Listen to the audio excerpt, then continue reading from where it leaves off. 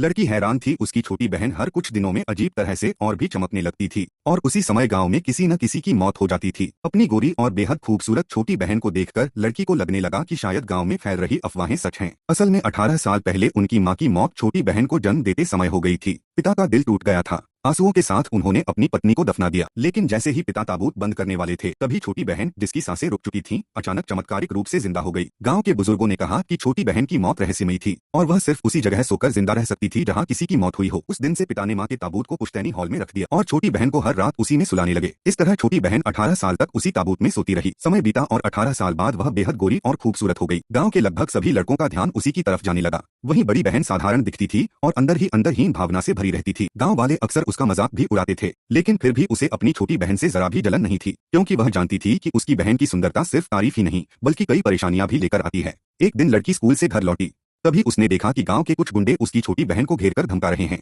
बहन को बचाने के लिए लड़की ने तुरंत एक डंडा उठाया और गुंडों पर हमला कर दिया, लेकिन इससे गुंडे और गुस्से में आ गए। उन्होंने लड़की की गर्दन पकड़ ली। यह देखकर छोटी बहन घबरा गई। गुंडों ने धमकी दी, अगर वह उनकी बात नहीं मानेगी तो वे उसकी बहन को ले जाएंगे। मजबूर होकर छोटी बहन रोते हुए उनकी बात मान गई। गुंडे खुश हो गए और उन्होंने लड़की को छोड़ दिया। लड़की अपनी बहन को इस हालत में देखकर सह नहीं पाई और मदद लाने के लिए दौड़ने लगी, लेकिन छोटी बहन ने उसे रोका और कहा, चिंता मत करो, यह सब वह अपनी मर्जी से कर रही है। लड़की बेबस होकर देखती रही। उसकी छोटी बहन गुंडे के पीछे पीछे पुश्तैनी हॉल की तरफ चली गई। परेशान लड़की पूरी रात उसी हॉल के दरवाजे पर बैठी रही।